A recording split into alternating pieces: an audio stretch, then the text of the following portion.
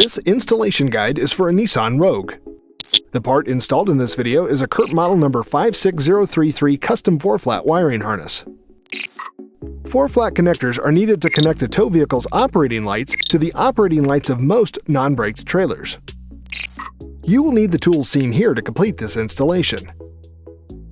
Hey, what's up everyone? If you're going to be towing a trailer with your Nissan Rogue, you're going to need to have a trailer wiring kit installed.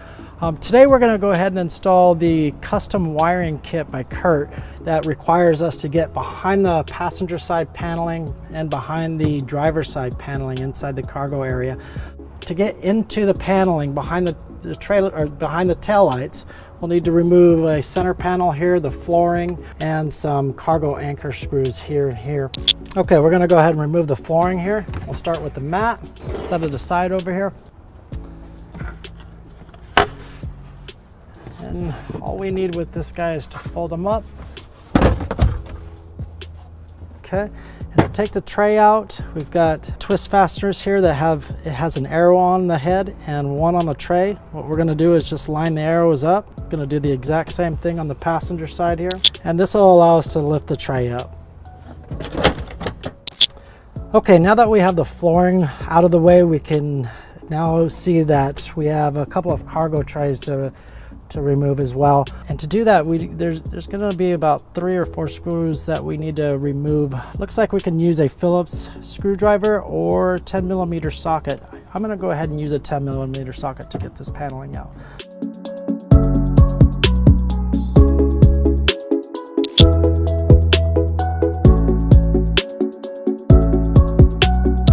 And I'm going to have one that's kind of hidden underneath the jack here. Okay, only 3 on the driver's side here to get this tray out.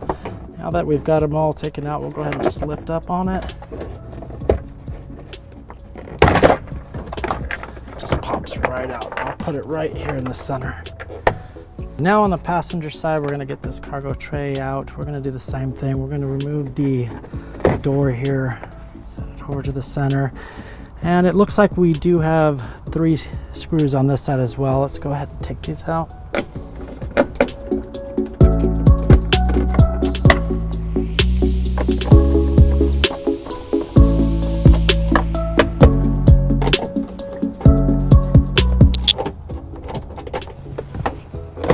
Okay, it just pops right out. Set that aside. I'm going to go ahead and take these 2 trays and set them aside over here. Now that we have the trays out, we need to remove 2 cargo hooks, one on the passenger side, one on the driver's side. This is the passenger side here. We're using a flathead screwdriver just to lift up the cargo hook. Then we have a cap that needs to come out, and I'm just going to come in from the side here and just wedge it out there. And you can see that we have a Phillips or 10mm screw that we can take out. I'll be using a 10mm socket here. Okay, it just comes right out. We'll set it down in the center here. And we're going to do the same thing on the driver's side. Okay, now that we have the cargo hooks removed, our next step is going to be to remove this center panel here.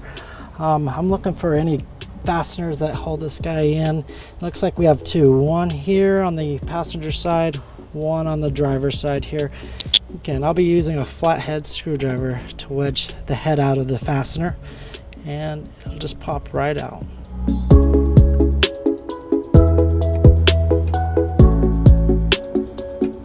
Now we're going to do the passenger side. Get the head out.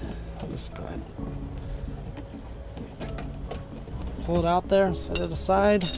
Now that we have the 2 fasteners out, that'll allow us just to pull straight up on this center paneling here and pop right out. Set that aside there. Now that we have the center panel removed and we have our cargo anchors removed, we can go ahead and just pry open this passenger side paneling here. And I'm just going to use a trim tool. I'm going to wedge right inside the door seal. Just kind of work it away from the body.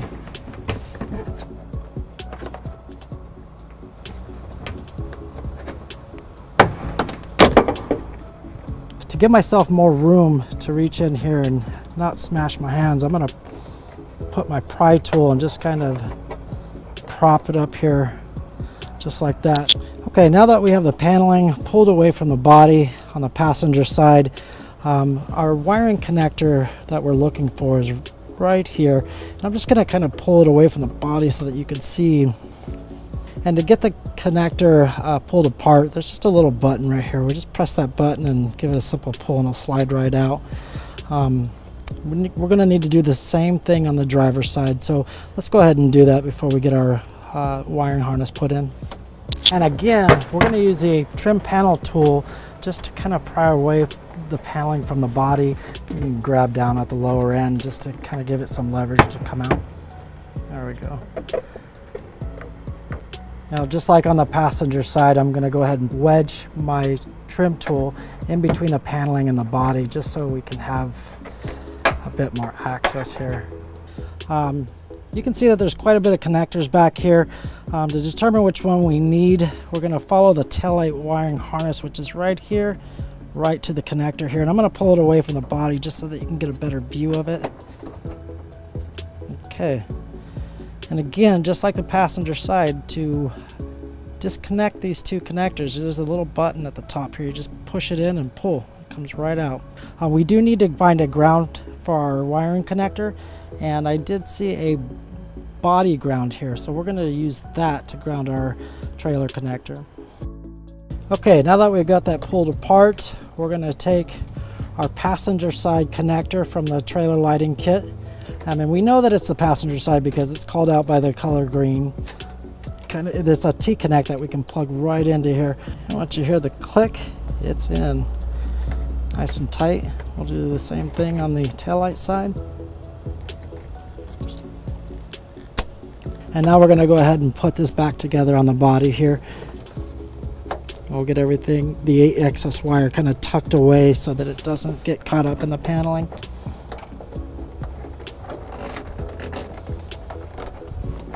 That looks good there. Now we can go ahead and just remove our trim tool and get this paneling back into the body here.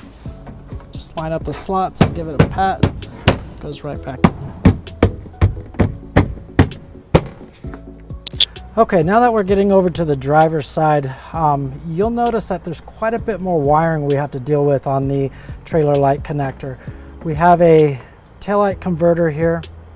Our black wire is going to be our power wire that we run to the battery that activates this taillight converter.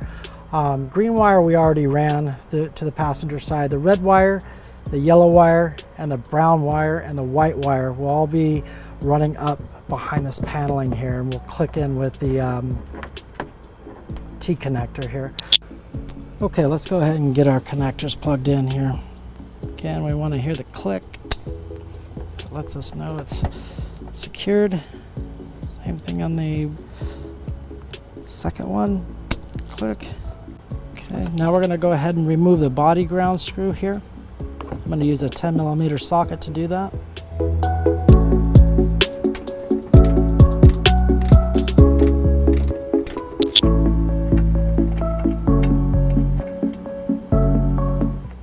Okay, then I'm going to take our ground wire here from our trailer light connector. Just going to set it right in here. And we can just put it right back to the body. Okay, we'll tighten it up with our 10mm socket. Okay, great. Now with the excess wiring, again, we're just going to get it nice and tucked in here so it doesn't get in the way when we're putting our paneling back together. One thing I do want to mention is that your black power wire here, you do want to route it underneath the panelings so that you have really easy access to it after you've secured the paneling to the body there. Now I'm going to go ahead and just remove my trim panel tool, and we'll pop this driver's side paneling back in place. And again, you just line up the fasteners and the holes in the frame or in the body, and just give it a pat. It goes right back in place. Okay, now we're putting our center paneling back together here. And again, you're just lining the fasteners up with the holes in the body. And now you're going to give it a pat. You'll hear them pop back into place. There we go. Okay, and the last thing on the center panel is to put our body clips back in here. Okay, and to do that, I need to fully extend the center cylinder out and then put it in, line it up with the hole, and then just push. It clips right in. We'll do the same thing on the driver's side here. Push in, push the clip in, and that's our center paneling. Now we're going to put back the cargo hooks on the passenger side and on the driver's side. Nice and tight. Put our cap back down, our latch back down. Now let's do the driver's side. Nice and tight. Put our cap back in place, our hook down. Okay, you can see here this is our black power wire that's going to be ran to the battery that we routed underneath the driver's side paneling. This wire is going to be extended underneath the vehicle and then up to the battery in the engine compartment.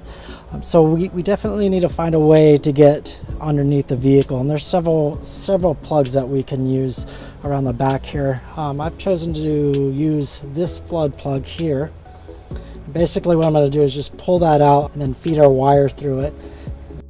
Okay, so with this wiring kit, they do give us enough 10 gauge wire to run it to the battery. I'm going to go ahead and take one end and connect it to our converter power wire here using a 10 to 12 gauge yellow butt connector.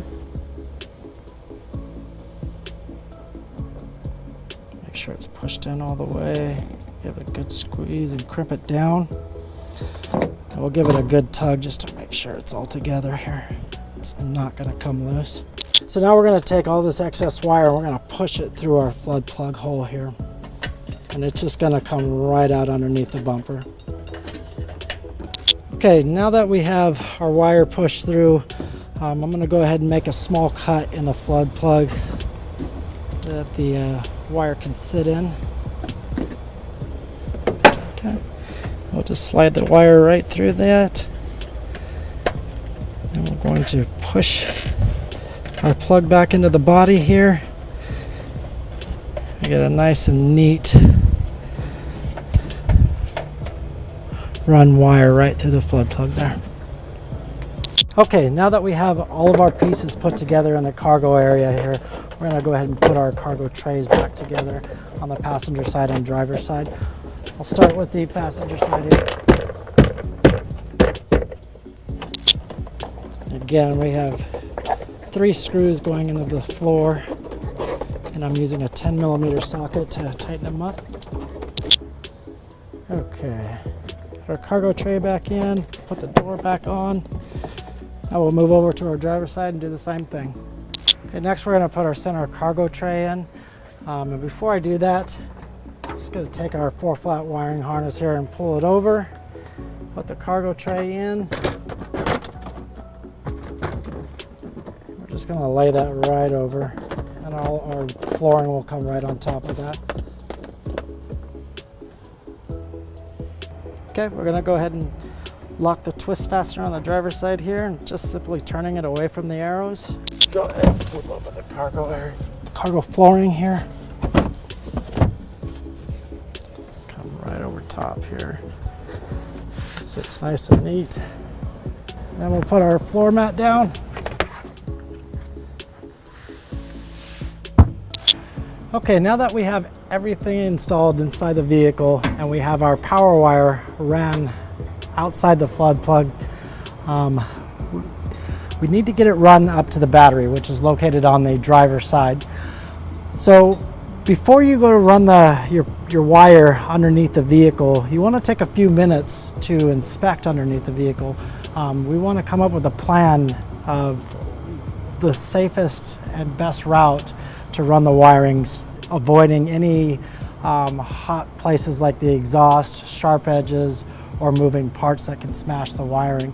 I determined that the passenger side, following the brake lines all the way down to the firewall, was the safest place to go. And then I'll cross over on the firewall and come straight up next to the battery in the engine compartment. Okay, now that we have the wiring ran to the front of the vehicle, we're going to go ahead and track back and put a zip tie to secure this wiring down about every 12 inches or so. Anywhere that you think it might sag down a little bit or get caught on a moving part. Okay, we've got the hood open now. Identified the battery here. We've got the positive side, the negative side. We definitely want to hook up to the positive side. I've got my wire ran up from underneath the vehicle up next to the firewall and the brake lines here, and I'm going to come up next to the brake reservoir. I'm going to lay it aside for just a moment while we get our fuse holder connected to the battery post here. So I'm going to go ahead and take off this cap so I can see exactly what we're dealing with. It looks like we have 3 attachment points here. One here, one here, and one here. It makes more sense for me to go to this one. It would be a lot cleaner. Now we'll go ahead and get the ring terminal put on the fuse holder wire here. Need to make sure that the copper is actually touching the metal here when it gets crimped. We'll just put this back on right here.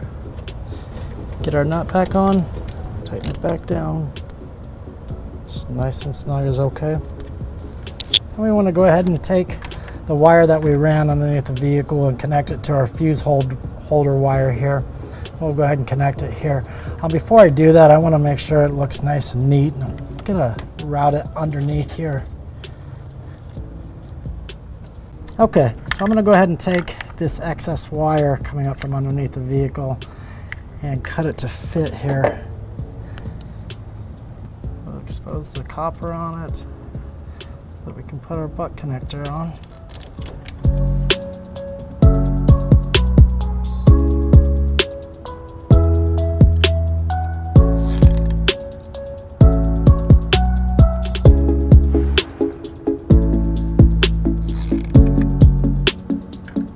Okay, that's our connection. We'll go ahead and clean it up here a little bit. And we'll put our 10 amp in our 10 amp fuse holder here, and that will power our converter box. Put our cap over.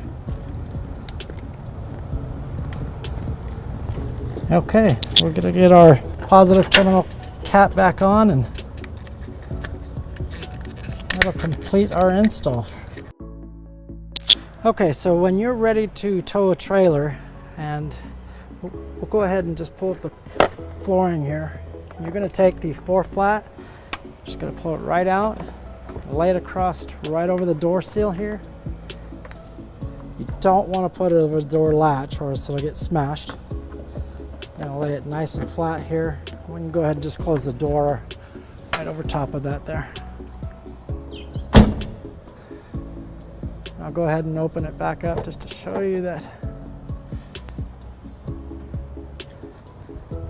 there's no smashing going on or any pinching or cutting of the wires. And then when you're not using it, we'll just fold it right back up. Put it right back in the cargo tray. Looks nice and clean in here. To learn more about the products seen in this video, or to schedule an installation by a U-Haul Hitch professional, visit us online today at uhaulhitches.com.